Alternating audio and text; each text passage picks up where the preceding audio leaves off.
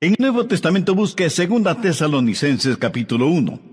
Después de un momento comenzaremos a leer desde el verso 7. Hoy quiero hablar acerca del comienzo del fin. El escenario está listo para el drama de las edades y la cortina se abrirá al final del tiempo. Y este es un drama real, no es ciencia ficción. Y quiero compartir con usted 3 extraordinarias verdades que tienen que ver con la segunda venida del Señor Jesucristo. Primera verdad: usted no necesita estar atribulado. Bien, veamos 2 Tesalonicenses 1:7. Y a vosotros que sois atribulados, daros reposo con nosotros cuando se manifieste el Señor Jesús desde el cielo con los ángeles de su poder. En otras palabras, el apóstol está diciendo que usted no debe andar por ahí con ataques de histeria. Se dice que hay 3 categorías de personas en el mundo: las que tienen temor, las que no saben lo suficiente como para tener temor, y las que conocen sus Biblias. Y quiero hablar de este tercer grupo. Sigamos leyendo 2 Tesalonicenses 1, desde la segunda parte del verso 7 y en adelante. Cuando se manifieste el Señor Jesús desde el cielo con los ángeles de su poder, en llama de fuego, para dar retribución a los que no conocieron a Dios, ni obedecen el Evangelio de nuestro Señor Jesucristo, los cuales sufrirán pena de eterna perdición, excluidos de la presencia del Señor y de la gloria de su poder, cuando venga en aquel día para ser glorificado en sus santos, y ser admirado en todos los que creyeron, por cuanto nuestro testimonio ha sido creído entre vosotros. Mi amigo, esta porción bíblica está saturada de increíbles verdades. ¿Cuál es la esperanza del mundo? No es la política, ni el gobierno, ni la ciencia, ni la educación, ni siquiera la religión. Con todo mi corazón creo que la única esperanza para este mundo es la segunda venida del Señor Jesucristo. ¡Qué glorioso será el día de su segunda venida, cuando será coronado como Rey de Reyes y Señor de Señores! En la actualidad su señorío está encubierto. Más bien, yo diría que está siendo ignorado. Cuando Él vino la primera vez, vino como el humilde nazareno. Cuando venga por segunda vez, vendrá como Rey, como Señor, y vendrá para ser glorificado y admirado por sus santos. Aquel que fue despreciado, ridiculizado, golpeado, flagelado, coronado con espinas, clavado en una cruz y enterrado en una tumba ajena, es el que vendrá por segunda vez. Y aunque su segunda venida será horrorosa para sus enemigos, será un día de gloria para sus hijos y sus hijas. Los santos de todas las edades, al pensar en su segunda venida, no dejaron de orar: ven pronto, Señor Jesús. En el verso 7 leemos: cuando se manifieste el Señor Jesucristo. Note que el apóstol no dice si es que, sino que dice ¿cuándo? No como pregunta, sino como confirmación. Ahora, ¿cuándo será eso? Jesús regresará en el momento preciso. La Biblia dice que Jesús vino la primera vez en el cumplimiento del tiempo. Ni un minuto antes, ni un minuto después. De la misma manera, su segunda venida será a tiempo. Busque Malaquías 4:2. Mas a vosotros los que teméis mi nombre, nacerá el sol de justicia, y en sus alas traerá salvación. Déjeme decirle algo acerca de este sol de justicia. Usted no puede ni acelerar ni detener la salida del sol, ¿verdad? Pues así será la segunda venida del Señor. No podemos ni acelerarla ni detenerla, pero un día Él vendrá nuevamente. Abrirá la cortina de la mañana y alumbrará al mundo con la adorada luz de su segunda venida. Piense conmigo en lo maravilloso de esa mañana. Mire el verso 10 de 2 Tesalonicenses 1. cuando venga en aquel día para ser glorificado en sus santos. La palabra glorificado en el original griego conlleva la idea de admiración, de asombro. Piense en lo que vamos a ver que causará nuestra admiración, nuestro asombro. Vamos a ver la realidad de su amor transformador. Aquellos que fueron necios y odiaron a Dios serán conquistados por su soberano amor. Aquellos que fueron ciegos espirituales, sus ojos serán abiertos al glorioso esplendor del Evangelio del Señor Jesucristo. Los que estaban esclavizados por los demonios de la lujuria sexual, o el licor, o las drogas, o lo que sea, serán liberados y justificados. Veremos a todos los santos de Dios resucitar con cuerpos glorificados, cuerpos como el del Señor Jesús. Y lo veremos como rey, como profeta, como sacerdote. Y no habrá vestigio de pecado en nosotros. De todas estas cosas nos admiraremos y asombraremos cuando Jesús venga por segunda vez. Pero no solo nos maravillaremos de su amor transformador, sino que también de su gracia salvadora. Pablo les dice a los tesalonicenses: cuando venga en aquel día para ser glorificado en sus santos y ser admirado en todos los que creyeron. ¿Qué es lo que nos capacita para ser arrebatados y transformados de esta manera? No por nada de bueno que hayamos hecho, sino como la Biblia lo dice tan sencilla pero sublimemente, por haber creído en el Señor Jesucristo. Su amor es el amor transformador que provocará nuestro asombro, y su gracia salvadora será motivo de nuestra alabanza. Ahora ponga su atención en la frase «en todos los que creyeron». Piensa en eso. Ninguno de ellos se perderá. Ningún hijo o hija de Dios se perderá. Cuando Jesús nos salva, Él nos guarda y protege. Jesús dijo: «Yo les doy vida eterna, y no perecerán jamás, ni nadie las arrebatará de mi mano».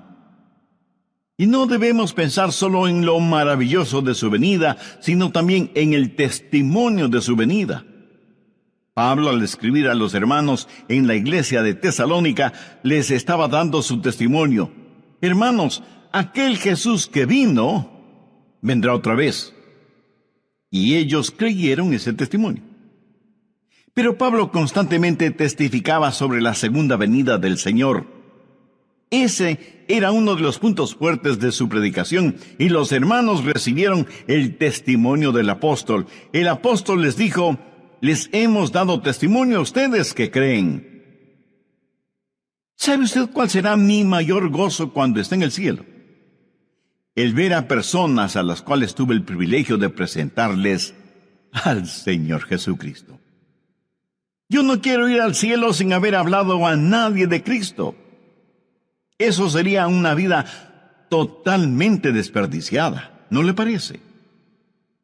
De eso está hablando Pablo, de la segunda venida de Cristo, cuando Jesús nos será revelado como Rey y Señor, de que Él vendrá y será admirado por sus santos, y que nuestro testimonio como creyentes debe mostrar que creemos más en lo que dice la palabra de Dios que lo que dicen los periódicos y las revistas.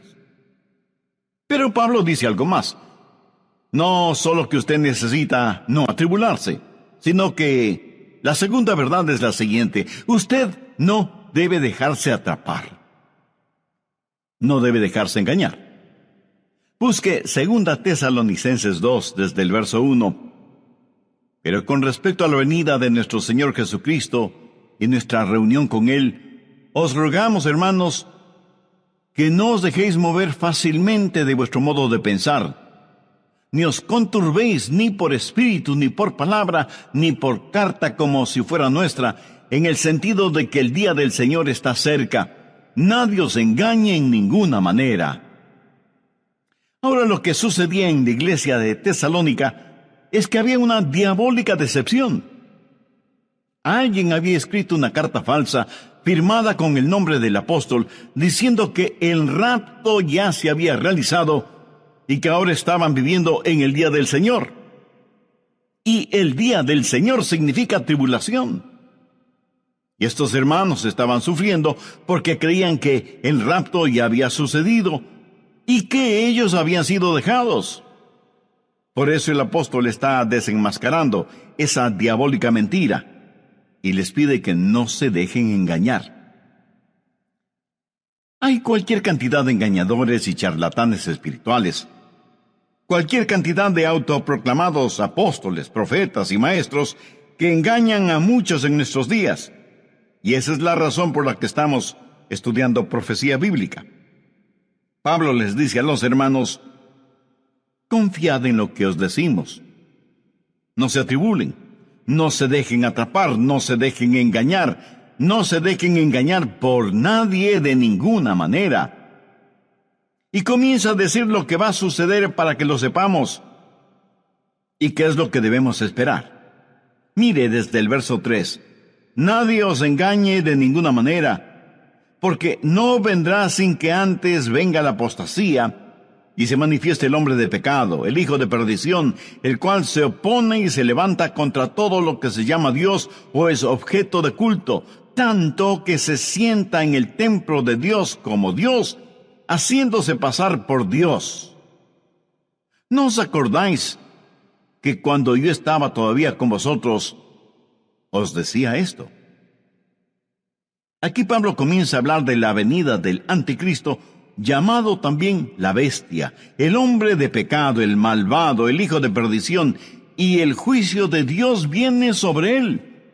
Y Pablo dice que para que el día del Señor se haga realidad, primero tiene que darse la apostasía, y luego vendrá el anticristo, a quien el apóstol lo llama el hombre de pecado. ¿Hay o habrá un hombre tan depravado que la Biblia lo identifica como el hombre de pecado? Actualmente estamos viendo cuán lejos ha ido la raza humana.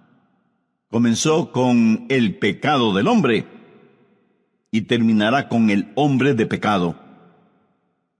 Este hombre será la esencia misma del mal, la encarnación de la maldad, la perversidad en forma humana. Será el diablo luciendo ropaje humano. En Apocalipsis 13 se lo identifica como la bestia, que vendrá pretendiendo ser el Cristo, pero solo será un Cristo falsificado. Jesús dijo: el que me ha visto a mí, ha visto al Padre. Cuando el anticristo, la bestia, el hijo de perdición, el hombre de pecado, venga, dirá igualmente: el que me ha visto a mí, ha visto a mi Padre, porque será la encarnación de Satanás. ¿Y qué es lo que él va a hacer? Mire el verso 4. Se opone y se levanta contra todo lo que se llama Dios o es objeto de culto, tanto que se sienta en el templo de Dios como Dios, haciéndose pasar por Dios. La suprema ambición del diablo es el ser adorado. Mire lo que él dijo en Isaías 14:14. Y seré semejante al Altísimo. ¿Lo ve? Satanás quiere recibir adoración.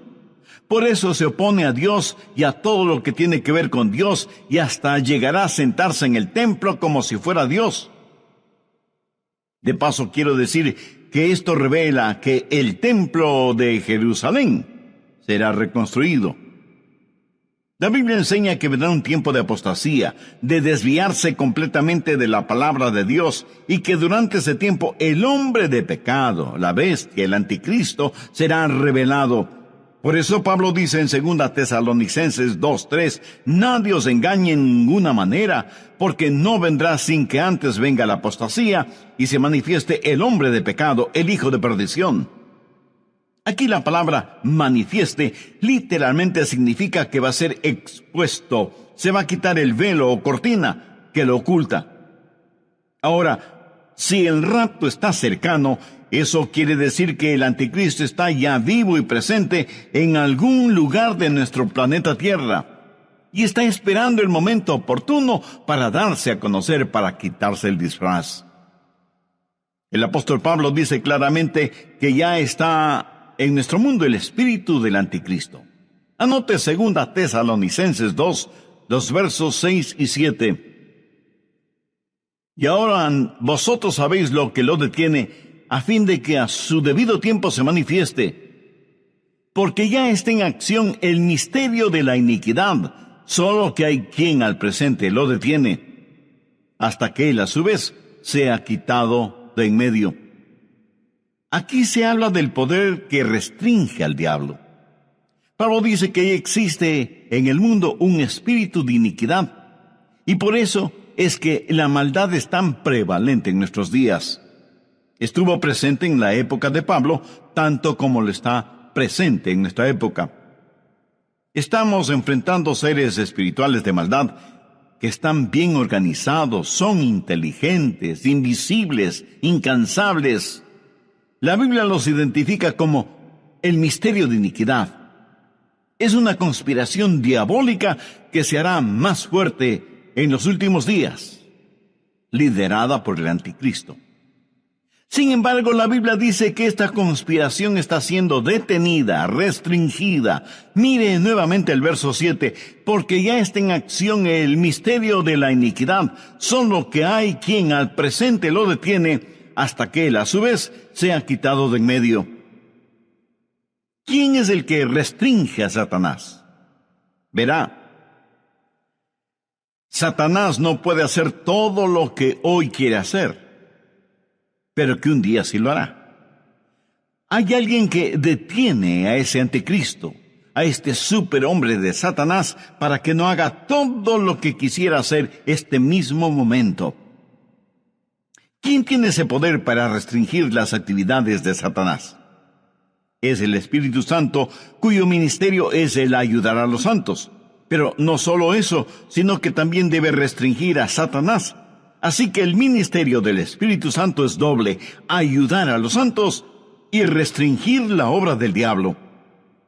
Cuando el rapto se haga una realidad y los creyentes sean arrebatados para encontrarse con el Señor Jesús en el aire, el Espíritu Santo que vive en nosotros se irá quitado del camino. Verá, la genuina iglesia cristiana ahora mismo, llena del Espíritu Santo, es el gran obstáculo en la supercarretera de Satanás. Al diablo le encantaría ver desaparecer la iglesia. El diablo quisiera detener la difusión de mensajes como este que le estoy entregando ahora mismo. Satanás estaría feliz si nosotros, hijos e hijas de Dios, juntamente con nuestras oraciones y el Espíritu Santo, no estuviéramos en su camino, porque le somos un impedimento para sus planes. La iglesia, llena del Espíritu Santo, es la fuerza que restringe la obra de Satanás en el mundo. Y si usted cree con toda razón que hay extrema maldad en el mundo, imagínese lo que sería y lo que será cuando el Espíritu Santo y la iglesia sean quitados del mundo. ¿Está usted lleno del Espíritu Santo? Lo estará si tiene a Cristo en su vida. En el programa anterior vimos 2 de 3 extraordinarias verdades que encontramos en 2 Tesalonicenses 1, los versos del 7 al 10. Primera, usted no necesita estar atribulado. Segunda, usted no debe dejarse engañar o atrapar. Bien, prosigamos con nuestro estudio. Uno de estos días, en un abrir y cerrar de ojos, en un parpadeo, seremos arrebatados. Y cuando eso suceda, será el día de fiesta en el infierno. ¿Por qué? Pues porque ya no habrá restricciones para Satanás. ¿Qué es la iglesia? La iglesia es sal y luz. ¿Qué es lo que hace la sal? Bueno, hace varias cosas: purifica, conserva, descontamina, pero también pica, quema e irrita. Somos la sal de la tierra, y cuando la sal sea quitada, comenzará el proceso de purificación. También somos la luz del mundo. Cuando esa luz sea quitada, las tinieblas cubrirán el mundo. Y cuando el Espíritu Santo que mora en cada creyente, que forma el cuerpo de Cristo, que es la iglesia, sea quitado, en ese momento habrá fiesta en el infierno, porque ya no habrá quien restrinja sus actividades. De todas maneras, y por lo general, los incrédulos no tienen ninguna simpatía por nosotros, los creyentes. Piensan que somos raros, necios, testarudos. Piensan que impedimos el avance del progreso, que actuamos a la antigua frente a los avances de la sociedad moderna, que defendemos reglas éticas, morales y espirituales que ya son obsoletas, y así por el estilo. Por eso los incrédulos no tienen ninguna simpatía por nosotros, los creyentes en el Señor Jesucristo. Pero uno de estos días abandonaremos este planeta. Ya no estaremos aquí. Uno de estos días el Espíritu Santo dejará de ejercitar su poder para restringir, y entonces nada impedirá que el turbulento diluvio de la maldad cubra toda la tierra. Ese es el tiempo que la Biblia lo identifica como la gran tribulación. Pablo les dijo a los tesalonicenses que no deben sentirse atribulados, que confíen en sus enseñanzas y que el día del Señor estaba cerca, pero también les pidió que no se dejen engañar con cartas falsas o por charlatanes que mentían acerca de la segunda venida del Señor, y que el tiempo de la tribulación todavía no había llegado. La tribulación tendrá lugar después del rapto de la iglesia, después de la apostasía, después de que se manifieste el hombre de pecado, el hijo de perdición, el anticristo.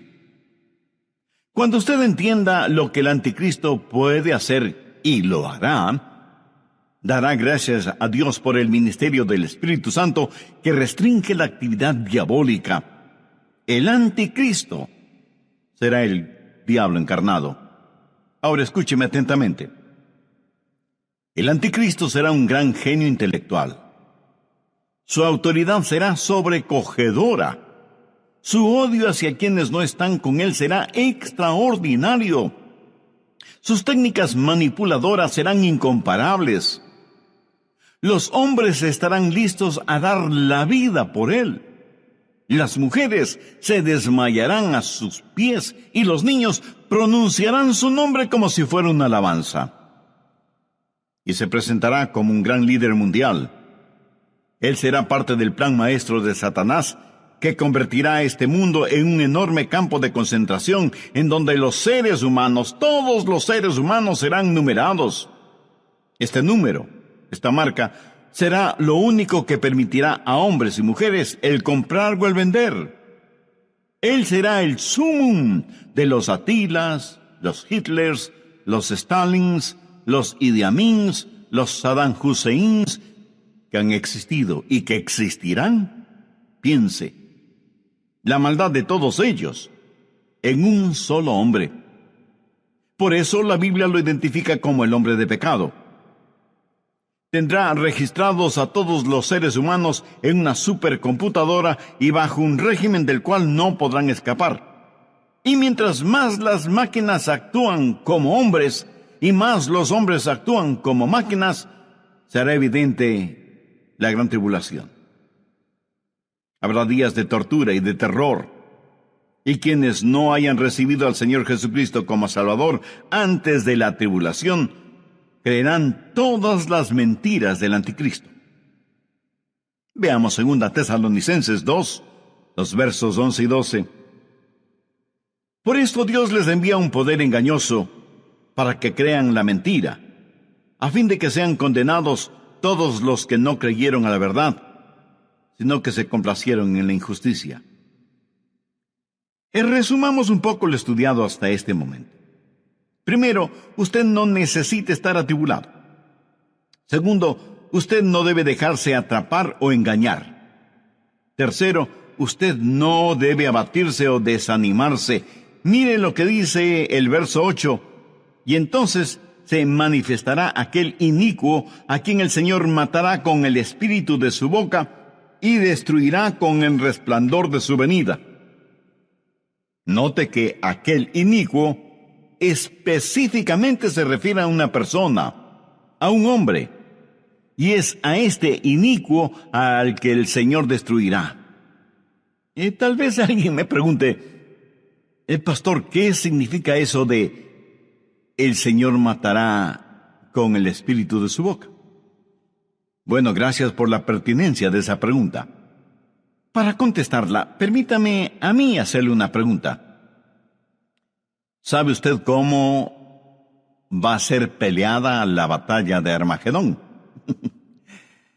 Por si no lo ha notado, la Biblia dice que la batalla de Armagedón se peleará con palabras que saldrán de la boca de Jesús. ¿Cuáles serán esas palabras? Dos sencillas, pero poderosas palabras: cáiganse muertos. Eso es.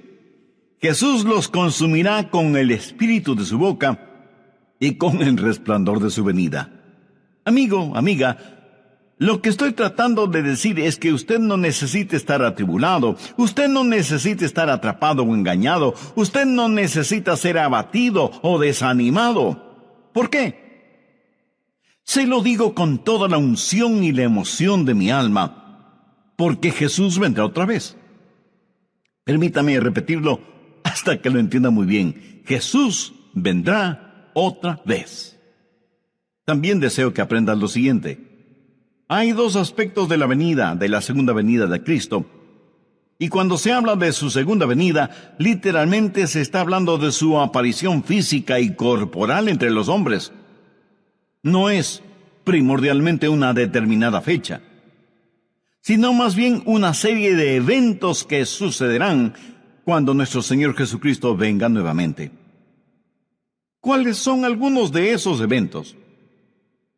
En primer lugar, Él viene por su novia, la iglesia, y esa venida será dulce y secreta.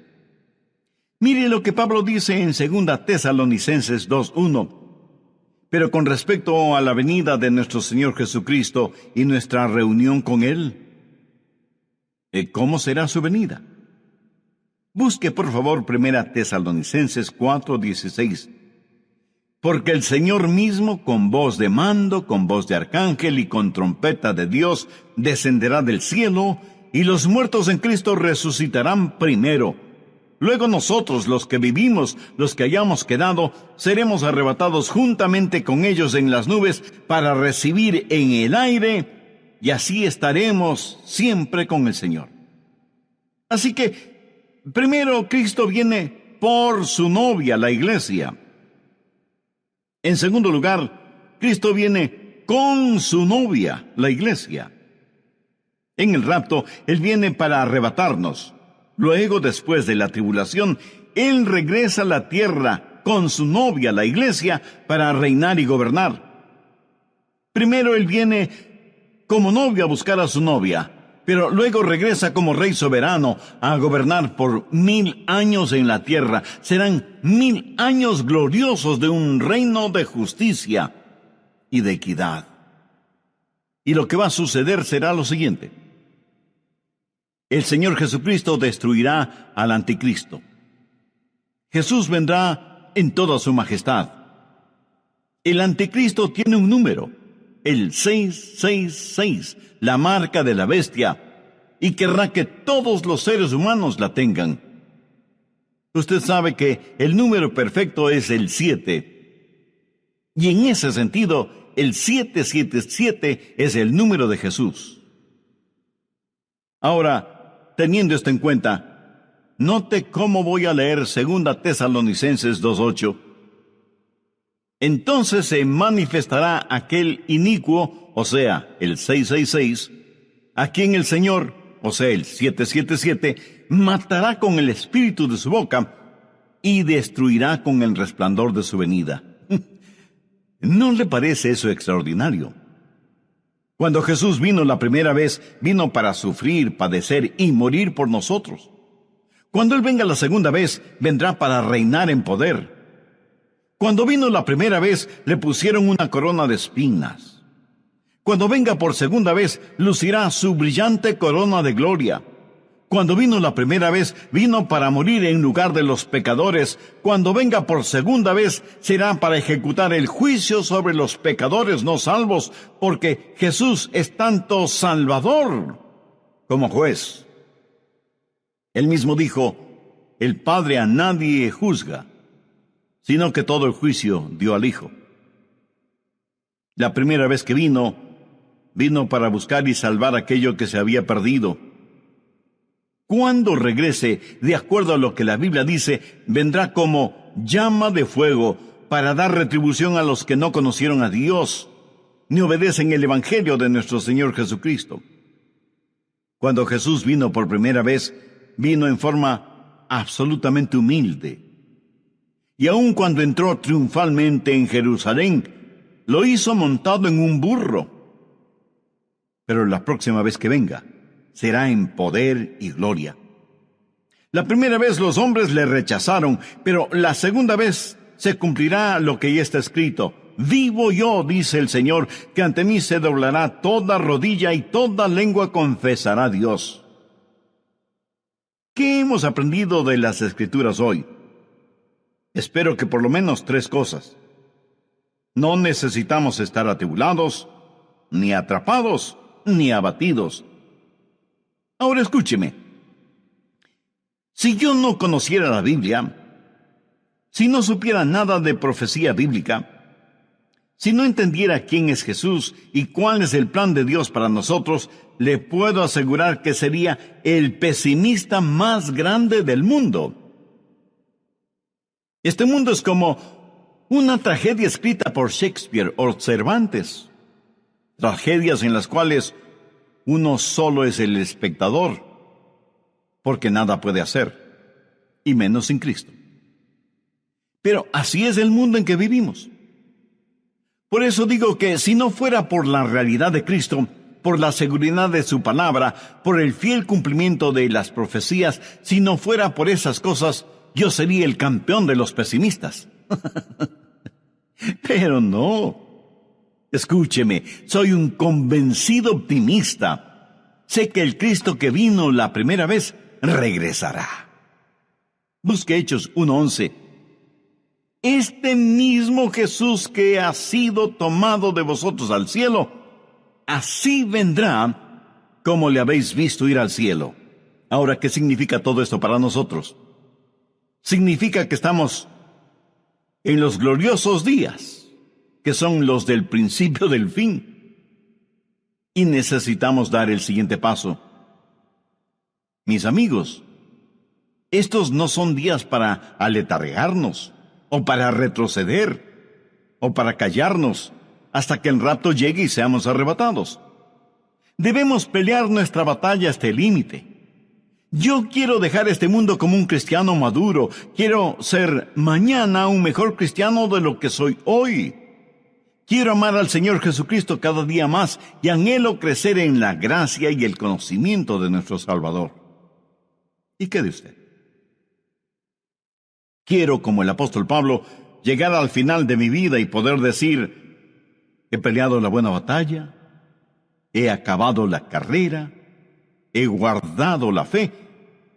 Por lo demás me está guardada la corona de justicia, la cual me dará el Señor juez justo en aquel día, y no solo a mí, sino también a todos los que aman su venida. ¿Lo notó? El gran apóstol Pablo, al final de su vida, dijo que continuaba subiendo y subiendo. ¿Qué significa esto? Que hay un factor de intercesión.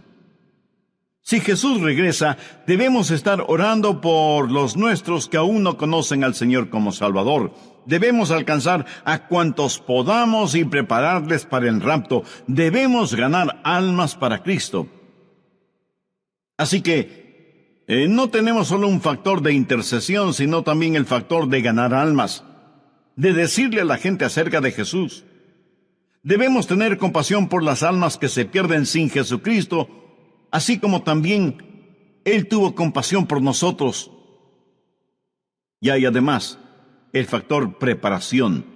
Usted debe sumergirse en las verdades de la Biblia.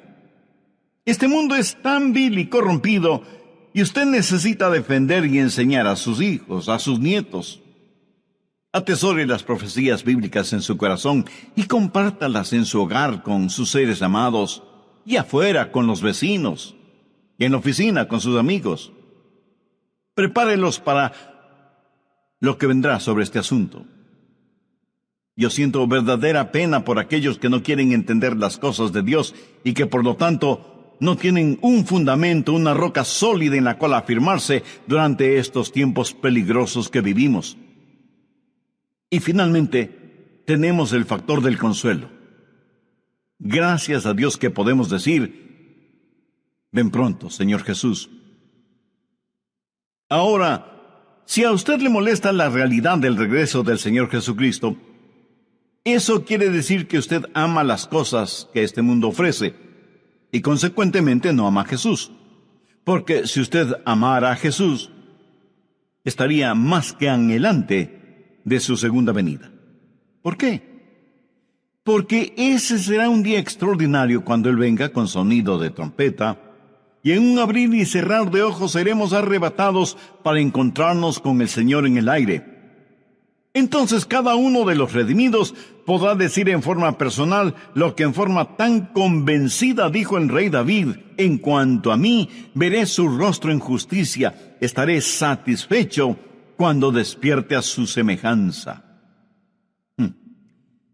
¿No le gustaría a usted también poder decir lo mismo? Y bien puede, si toma una decisión espiritual por Cristo ahora mismo. Si así lo desea, le invito a repetir conmigo una corta oración. Lo que voy a decir es solo para que le sirva de guía, pero usted ore con sus propias palabras. Dígalas en voz alta o en voz baja, o silenciosamente si así lo prefiere. Pero ore con fe, con sinceridad, con convicción, porque esta decisión tendrá repercusiones eternas. Querido Dios, gracias por este mensaje de tu palabra que he podido escuchar. Confieso que no he pensado mayormente en el regreso de Jesús, pero me doy cuenta que eso se debe a que no tengo a Cristo en mi corazón. Sé que soy pecador, y más que tu juicio, necesito tu gracia y tu misericordia. Señor Jesús, tú entregaste tu propia vida en la cruz para pagar la culpa de mis pecados, para perdonarme, limpiarme y darme una nueva y abundante vida.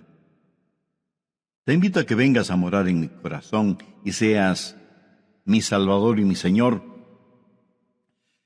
Ayúdame para ser la clase de persona que tú quieres que sea y dame la fortaleza para que nunca me avergüence de ti o de tu santa palabra. Hazme un instrumento útil y de bendición en tus manos. Lo pido en tu santo nombre. Amén. Cuando por la noche usted entra a uno de los cuartos de su casa, lo primero que hace es accionar el interruptor para que se encienda la luz. Y eso seguramente no le sorprende.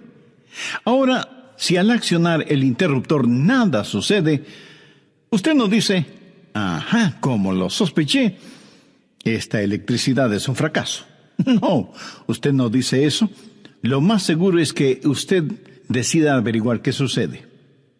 Pueden ser varias las causas por las que la luz no se enciende.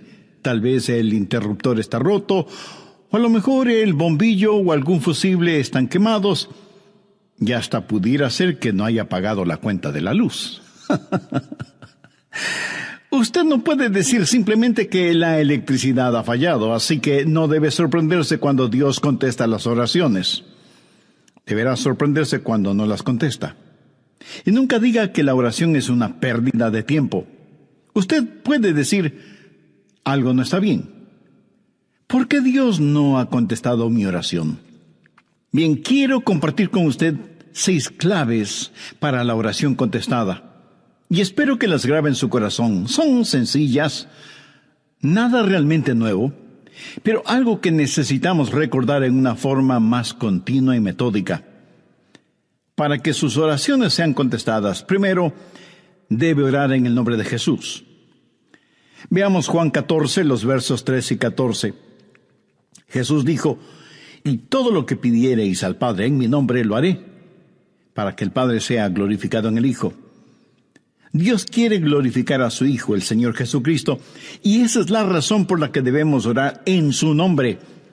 Y Jesús ratifica esa realidad al decir: si algo pidiereis en mi nombre, yo lo haré. Ahora vayamos al capítulo 16, versos 23 y 24, en donde Jesús hace énfasis en el mismo asunto. En aquel día no me preguntaréis nada. De cierto os digo, que todo cuanto pidiereis al Padre en mi nombre, os lo dará. Hasta ahora nada habéis pedido en mi nombre. Pedid y recibiréis, para que vuestro gozo sea cumplido.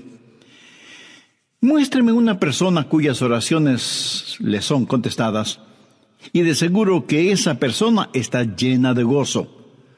Jesús también dijo en Juan 14:6, yo soy el camino y la verdad y la vida. Nadie viene al Padre sino por mí. Y esa es la verdad en cuanto a la oración.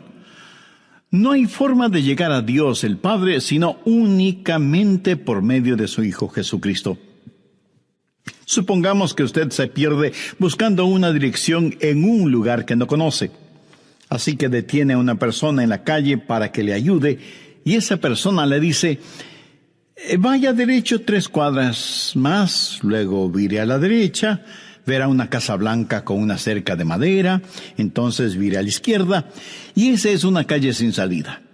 Recorra 3 cuadras más, vire a la derecha, y usted le interrumpe y le dice, un momentito, por favor, no puedo recordar todo eso, déjeme anotarlo.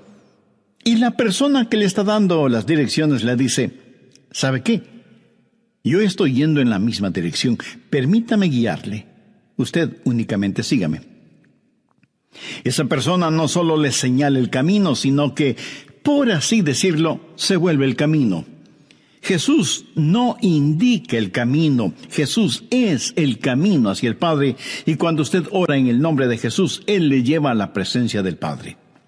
Anota Efesios 2:18. Porque por medio de Él los unos y los otros tenemos entrada por un mismo Espíritu al Padre. ¿Qué significa orar en el nombre de Jesús? Significa orar con su autoridad. Cuando usted pone su firma en un cheque y se lo da a alguien, esa persona va al banco y lo efectiviza. El banco le entrega la cantidad de dinero estipulada en el cheque, porque ese cheque lleva su nombre, lleva su firma, y con su firma usted le autoriza al banco la entrega de ese dinero. Trate de ir a cualquier banco y hacer efectivo un cheque que no tiene ninguna firma, y le aseguro que estará metiéndose en profundos problemas. Cuando pedimos en el nombre de Jesús, no estamos simplemente rociando con algún polvito mágico oraciones al decir en el nombre de Jesús, abracadabra, que lo que he pedido se haga. No es así de ninguna manera. Orar en el nombre de Jesús significa, primero, obedecer su mandato. Segundo, hacer algo aprobado por Él. Tercero, saber que eso le dará honor y gloria a Él. Y cuarto, saber que el Padre será glorificado por lo que hacemos en el nombre de Jesús. Si usted ora sin usar el nombre de Jesús legítimamente, no tiene ninguna razón para esperar que su oración sea contestada. Ahora, obviamente, el orar en el nombre de Jesús significa que usted debe ser salvo, que debe ser su discípulo y que debe estar en comunión con Él para conocer su voluntad. No solo ora en el nombre de Jesús, sino que también ora en el Espíritu. Veamos Efesios 6:18. Orando en todo tiempo, con toda oración y súplica en el Espíritu, y velando en ello con toda perseverancia y súplica por todos los santos. Así como se debe orar en el nombre de Jesús, hay que orar en el Espíritu. Casi al final del Antiguo Testamento hay un versículo muy interesante. Busque Zacarías 12:10. Dios habla de lo que hará en los últimos días, cuando los judíos como nación vengan a Jesús. Y derramaré sobre la casa de David y sobre los moradores de Jerusalén espíritu de gracia y oración, y mirarán a mí, a quien traspasaron, y llorarán como se llora por hijo unigénito, afligiéndose por él como quien se aflige por el primogénito. Hay muchas cosas maravillosas en este versículo, pero lo que más me bendice es que Dios dice que hay un Espíritu, el Espíritu Santo, que es el espíritu de gracia y de oración. ¿Tiene usted dificultades al orar? ¿Sabe por qué? Porque no está lleno del espíritu. Porque cuando lo esté, la alabanza y la oración fluirán de su espíritu. Usted estará constantemente alabando a Dios y constantemente suplicando en oración. Dios dice que un día Él va a derramar su espíritu de gracia y oración sobre los judíos, pero Él ya ha derramado su espíritu de gracia y oración sobre usted. Por lo tanto, usted debe orar en el espíritu. En la pequeña epístola de Judas, el verso 20, dice: pero vosotros, amados, edificando sobre vuestra santísima fe, orando en el Espíritu Santo. ¿Había notado eso? ¿Cómo se desafía usted mismo? Orando en el Espíritu Santo. ¿Por qué es tan importante orar en el Espíritu? Bien, sabemos que cuando oramos en el nombre de Jesús, oramos con autoridad. Pero cuando oramos en el Espíritu, oramos con fortaleza para que Él nos ayude. Déjeme, le muestro algo en Romanos 8:26. Y de igual manera, el Espíritu nos ayuda en nuestra debilidad, pues que hemos de pedir como conviene, no lo sabemos.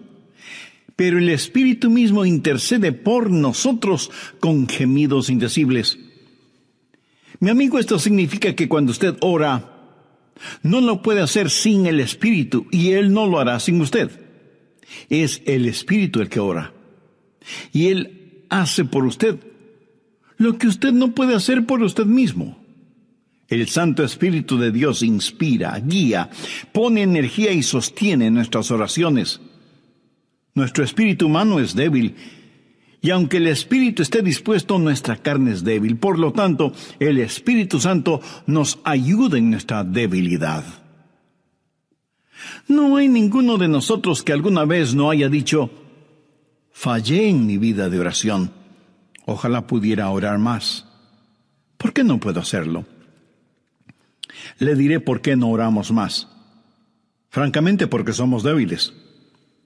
Pero nuestra debilidad no debe convertirse en incapacidad, sino más bien en fortaleza, porque la Biblia dice que cuando somos débiles, somos fuertes. Si aprendemos a depender en el Espíritu Santo, quien nos ayuda en nuestras debilidades, inspirándonos, guiándonos y capacitándonos. Más aún, Él nos ayuda en nuestra ignorancia. Pues ¿qué hemos de pedir como conviene? No lo sabemos. ¿Alguna vez ha pensado en eso? Estuve una vez en una conferencia bíblica en Dallas. Al finalizar la conferencia, 2 jóvenes estudiantes se me acercaron y uno de ellos me preguntó: «Pastor, ¿usted ora?». Le respondí que sí. Entonces me dio una pequeña tarjeta diciéndome: «Aquí están nuestros nombres. Somos estudiantes en el seminario. Por favor, ore por nosotros». Yo les agradecí y puse esa tarjetita en mi Biblia. He orado por esos estudiantes, pero no creo que lo haya hecho en forma regular. No porque ellos no me importen, pero una asignación de oración es más que 2 nombres en una tarjeta. Si tuviera que orar por todos quienes me piden que ore por ellos, ni las 24 horas del día serían suficientes, se lo aseguro. Esa es la verdad. Si usted trata de orar por todos y por todo, su oración, en vez de ser un caudaloso río, se convertirá en un estancado pantano. La oración, para que sea poderosa, tiene que ser canalizada. Cuando alguien me dice que está orando por mí, me siento increíblemente bendecido. Y hay hermanos que me dicen que oran por mí diariamente, y doy gracias a Dios que muchos oran por mí. Pero me entristece la realidad de que hay millones de seres humanos por los cuales nadie ora. Ahora escúcheme. Yo no deseo estar en la lista de oración de alguien, a menos que el Espíritu Santo haya puesto primero mi nombre en el corazón de la persona que dice que ora por mí. Y cuando usted está orando por otras personas en forma individual, muchas veces no sabrá cómo orar por ellos. Por ejemplo, su tía Rosita está enferma y usted ora: Señor, restaura la salud de tía Rosita. ¿Cómo sabe que Dios no está preparando a tía Rosita para llevársela al cielo? Y usted ora para que tía Rosita todavía se quede en la tierra, mientras que, de acuerdo a Juan 17:24, Jesús ora y dice: Padre, aquellos que me has dado quiero que estén donde yo estoy. ¿Dónde está Jesús? En el cielo. ¿Dónde está la tía Rosita? Todavía en la tierra. En las reuniones de oración, más se ora para que la gente sea sanada que lo que se ora para que la gente sea salvada.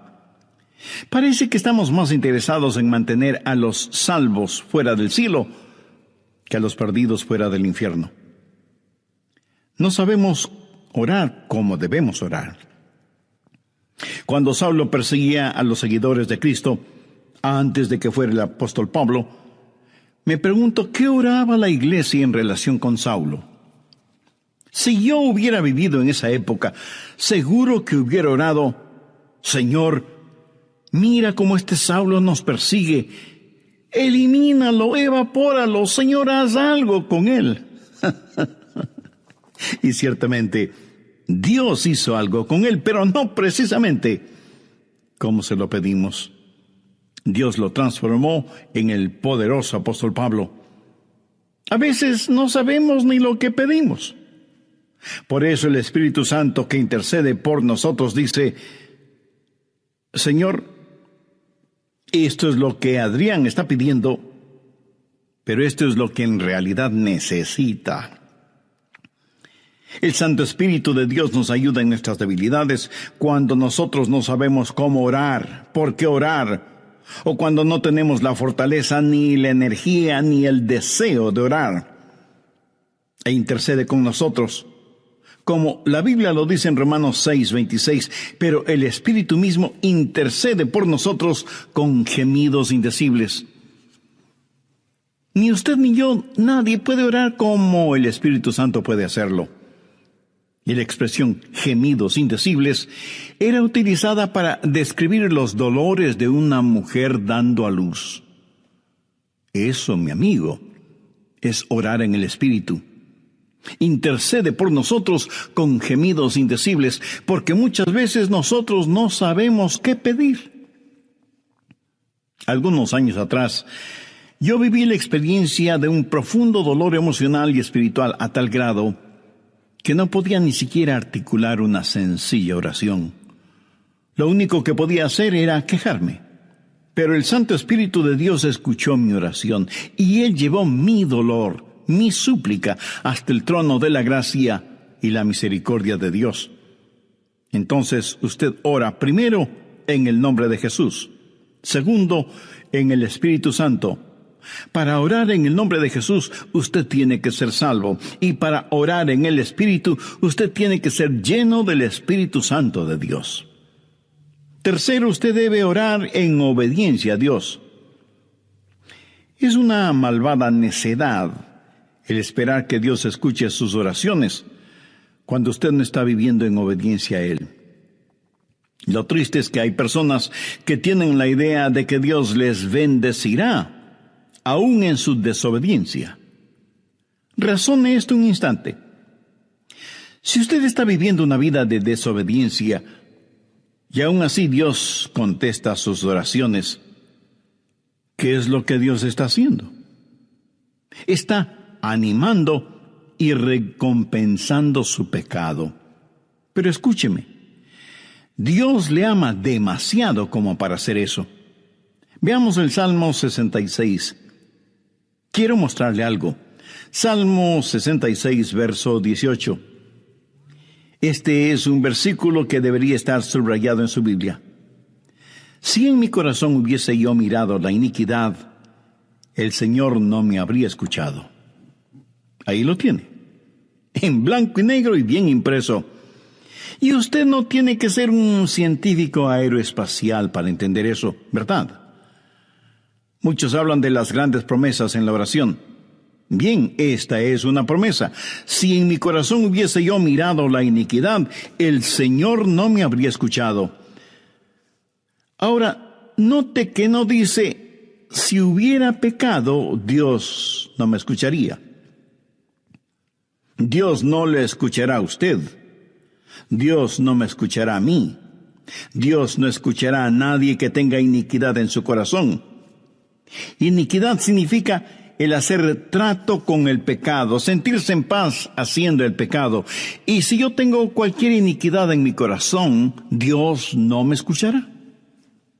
Ora usted a Dios. Si tiene algún pecado en su corazón, ¿cómo puede esperar que Dios le escuche? Para que Dios le escuche, usted tiene que arrepentirse de sus pecados y tener a Jesús como su Salvador y Señor. De vez en cuando alguien me dice, pastor, Dios me ha dado la habilidad de decir hermosas oraciones. Y si Dios mismo me ha dado esa habilidad, quiero decir que Él está impresionado con mis oraciones. Mi amigo, hay una buena palabra griega para describir lo que usted está diciendo. Tontería. Escúcheme, Dios no se impresiona con sus oraciones, pero sí se impresiona con su necedad. Veamos lo que dice Isaías 1:13. No me traigáis más vana ofrenda. ¿Sabe usted lo que es una vana ofrenda? Es solo una oración vacía. No me traigáis más vana ofrenda. El incienso me es abominación. Aquí ellos estaban en el templo quemando incienso, ofreciendo incienso en el altar. No me traigáis más vana ofrenda. El incienso me es abominación. Luna nueva y día de reposo, el convocar asambleas, no lo puedo sufrir. Son iniquidades vuestras fiestas solemnes. ¿Qué es lo que Dios está diciendo aquí? Que todo lo que ellos hacían como parte de su religión, Él lo detestaba. Y en Isaías 1, los versos del 15 al 17, leemos, cuando extendáis vuestras manos, yo esconderé de vosotros mis ojos. Asimismo, cuando multipliquéis la oración, yo no oiré. Llenan están de sangre vuestras manos, lavaos y limpiaos, quitad la iniquidad de vuestras obras de delante de mis ojos, dejad de hacer lo malo, aprended a hacer el bien, buscad el juicio, restituid al agraviado, haced justicia al huérfano, amparad a la viuda. Veamos ahora Isaías 59:1. He aquí que no se ha cortado la mano de Jehová para salvar, ni se ha agravado su oído para oír. Dios no se ha vuelto manco ni sordo, pero vuestras iniquidades han hecho división entre vosotros y vuestro Dios, y vuestros pecados han hecho ocultar de vosotros su rostro para no oír. ¿Ha leído alguna vez algo del libro de Esdras? Vayamos al capítulo 9, verso 6.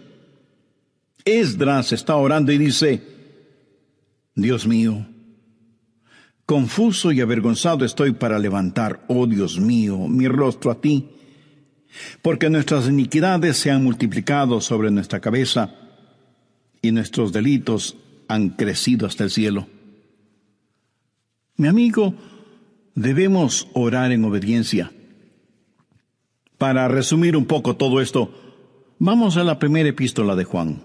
No el Evangelio de Juan, sino la primera epístola de Juan, capítulo 3, verso 22.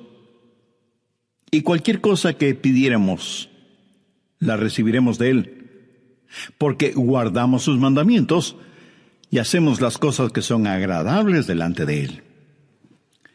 Los rebeldes jamás verán sus oraciones contestadas. Déjeme retroceder un poco las páginas de la historia. ¿Recuerda cuando Israel había conquistado Jericó? Y tuvieron que pelear contra un pequeño pueblito. No era ninguna gran ciudad. Un pueblito llamado Ai. Apenas 3 letras, H-A-I, Ai.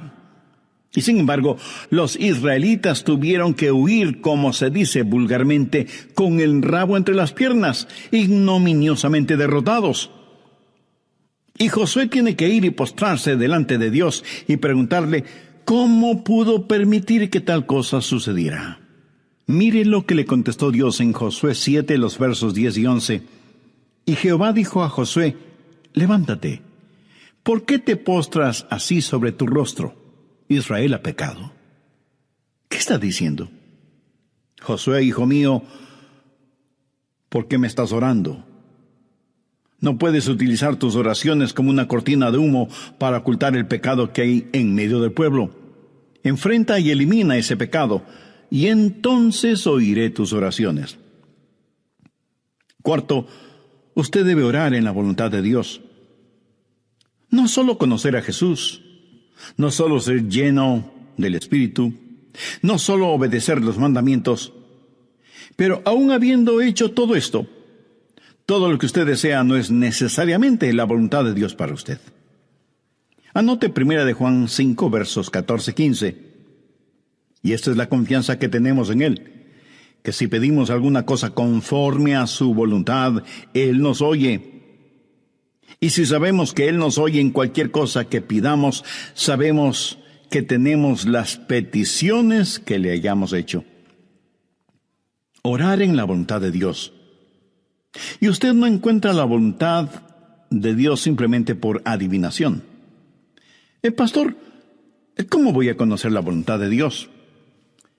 Bien, permítame hacerle una pregunta. ¿Quiere en realidad saberlo? Y usted me responde, bueno, no sé si quiera saberlo o no. Entonces le haré otra pregunta.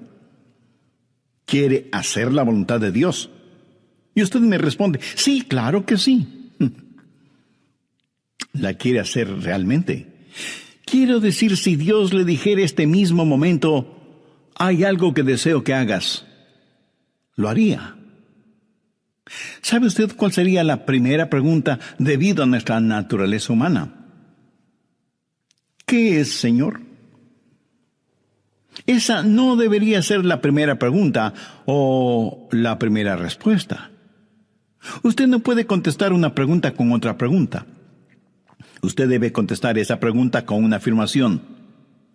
Adrián, hay algo que quiero que hagas. ¿Lo harás? Yo debo contestar, sí, Señor, lo haré. ¿Qué es lo que quieres que haga? Mira, la manera de conocer la voluntad de Dios no es sabiendo lo que es, sino comprometiéndose a hacerla aún antes de saber lo que es. Eso es confianza. Sencillamente diga, Señor, estoy listo y haré lo que quiera que tú quieras que haga. Y aunque esa frase pueda trabar nuestra lengua, destraba nuestra capacidad de obediencia. Debo admitir que muchos tienen temor de la voluntad de Dios. De alguna manera se les ha metido la idea en la cabeza de que si se prestan para servicio bajo la voluntad de Dios, van a terminar como misioneros en el país de sal si puedes, viviendo en una choza con piso de tierra, comiendo carne de serpiente o quién sabe qué otros exóticos alimentos. ¿Sabe qué? Pudiera ser que así suceda. La forma de conocer la voluntad de Dios es aceptando la voluntad de Dios antes de conocer cuál es la voluntad de Dios. Y aunque suena complicado lingüísticamente, espiritualmente no lo es. Pero usted me dice, pastor, quiero más detalles. Muy bien, le voy a dar más detalles. La voluntad de Dios es buena, perfecta y aceptable. Y si piensa que esto lo digo porque soy muy inteligente, pues siento desilusionarle. Veamos qué dice Romanos 12, versos 1 y 2. Así que, hermanos, os ruego por las misericordias de Dios, que presentéis vuestros cuerpos en sacrificio vivo, santo, agradable a Dios, que es vuestro culto racional. No os conforméis a este siglo, sino transformaos por medio de la renovación de vuestro entendimiento, para que comprobéis cuál sea la voluntad de Dios, agradable y perfecta. Usted no necesita saber nada más que esto. La voluntad de Dios es buena, agradable y perfecta. Preséntese usted mismo como un sacrificio vivo y santo delante de Dios. Y usted, sin ninguna sombra de duda, conocerá y comprobará que la voluntad de Dios es siempre buena, agradable y perfecta. La oración no es para manipular la voluntad de Dios, para que se amolde a la suya. Es descubrir la voluntad de Dios y meterse de cabeza en ella. Pero escúcheme con atención. En última instancia, usted no encuentra la voluntad de Dios. La voluntad de Dios lo encuentra usted. Cuando su corazón está bien con Dios, usted presenta su cuerpo como un sacrificio vivo y rehúsa el ser amoldado por el sistema y los valores del mundo, para más bien ser transformado, renovado en su mente y empezar a pensar los pensamientos de Cristo y, por lo tanto, tener la capacidad de orar en la voluntad de Dios. Quinto, orar en comunión con los creyentes. Por favor, busque el Evangelio de Marcos, capítulo 11, los versos 25 y 26. Y cuando estéis orando, perdonad si tenéis algo contra alguno, para que también vuestro Padre que está en los cielos os perdone a vosotros vuestras ofensas. Porque si vosotros no perdonáis, tampoco vuestro Padre que está en los cielos os perdonará vuestras ofensas. Mi amigo, no se olvide que un pecado no perdonado es la más formidable barrera contra la oración. Tantas personas se preguntan por qué sus oraciones no son contestadas cuando están guardando tremendos resentimientos en su corazón. Le pregunto, ¿ese resentimiento, ese enojo, vale la pena tenerlo? Lo que es peor, ¿vale la pena ir acumulándolo, guardándolo, hasta que por fin estalla, hiriendo no solo a quienes motivaron ese enojo, sino a usted mismo? La satisfacción carnal de guardar un resentimiento contra alguien no vale de ninguna manera la pena, porque impide que nuestras oraciones sean contestadas. Escuché de una pequeña niña que una noche, por haberse portado mal, su mamá le mandó temprano a la cama. Pero antes de acostarse, la niña debía orar. Ella así lo hizo. Oró por su hermana y su hermano, oró por su papá y su abuelita, oró por sus amigas en la escuela, oró por su profesora, oró por su perro y por su gato, y finalizó con un alegre amén. Luego, mirando a su madre, le dijo: como habrás notado, mamá, tú no estuviste en mi oración. Me imagino que esa oración no habrá salido de ese cuarto, menos habrá llegado al cielo. Pero hay una profunda lección en esto. Sería una temeraria necedad si alguien, teniendo un espíritu no perdonador, pretende que sus oraciones sean contestadas. Y esto es verdad de manera especial entre marido y mujer. En 1 de Pedro 3:7 leemos: vosotros maridos igualmente, vivid con ella sabiamente, dando honor a la mujer como a vaso más frágil y como a coherederas de la gracia de la vida. ¿Para qué? Para que vuestras oraciones no tengan estorbo. Muchos esposos y esposas, aun siendo creyentes, viven como perros y gatos, son como palo y piedra, y aún así se preguntan por qué sus oraciones no son contestadas. Sexto, usted debe orar en fe. En Mateo 21:22 leemos: y todo lo que pidiereis en oración, creyendo, lo recibiréis. Por favor, subraye en su Biblia la palabra creyendo. Ore creyendo, y todo vendrá. Ore dudando, y nada tendrá. ¿Alguna vez has dicho: Dios, yo creo, cuando en realidad no creía? Muchos piensan que el decir que creen les era contado como si en verdad creyeran. Estaban mintiendo, ellos lo sabían, y Dios también lo sabía. ¿Alguna vez ha orado sabiendo que Dios escuchaba sus oraciones y recibió una respuesta de Dios. La fe es también un regalo de Dios. La fe no es algo que usted guarde en su bolsillo o en su cartera para gastarla en cualquier cosa que se le antoje. Usted no puede tener fe para nada fuera de la voluntad de Dios, porque Dios no da fe para nada que esté fuera de su voluntad. Y usted no puede tener ninguna fe a menos que Dios se la dé. Y no faltará quien pregunte, ¿por qué no tengo más fe? Si usted pone en práctica lo que he compartido en este estudio bíblico, le puedo asegurar que descubrirá que la fe está ahí. Cuando usted ora en el nombre de Jesús, cuando usted ora en el Espíritu Santo, cuando usted ora en obediencia y en comunión, cuando ora en la voluntad de Dios, la fe está ahí. Pero si estos elementos espirituales no están ahí, tampoco estará la fe. Ustedes, esposos, han tenido alguna vez un argumento. Y si me dice que no, con toda mi cariñosa cortesía le diré que son mentirosos. Cuando marido y mujer tienen un argumento y no lo solucionan, y luego se arrodillan para orar por su hijito enfermo, no se sienten espiritualmente enfermos. No sienten que están actuando hipócritamente. Saben que sus oraciones no se elevarán ni un centímetro del piso y por lo tanto jamás llegarán al cielo. No tienen ninguna fe como para que sus oraciones sean contestadas. Cuando sus corazones sean justos, puros y limpios, y palpiten al mismo compás espiritual, entonces tendrán fe. Y al tener fe, esa fe será el combustible para transportar su oración hasta el trono de la gracia de Dios. Jorge Muller, de Bristol, Inglaterra, fue un gran siervo de Dios y un poderoso hombre de fe.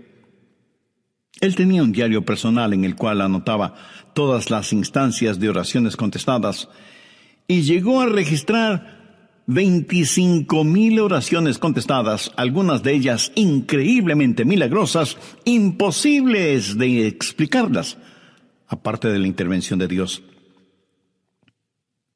Alguna vez alguien le preguntó a George Muller, ¿cuál es el secreto para que las oraciones sean contestadas? ¿Sabe cuál fue su respuesta? Tenga fe en Dios. Tenga fe en Dios.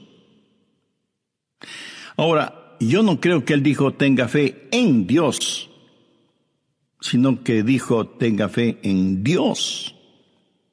Verá, en realidad no es una gran fe la que necesitamos, sino que necesitamos tener fe en un gran Dios. Fe no es solo un sentimiento positivo, ni el que usted se vuelva frenético o fanático, sino tener la absoluta confianza de que Dios hará lo que usted le ha pedido, si ese pedido está encuadrado dentro de los parámetros de la voluntad de Dios. Los discípulos le dijeron a Jesús, Señor, enséñanos a orar. Y ese debe ser nuestro pedido también, para que Dios nos ayude a ser hombres y mujeres de oración.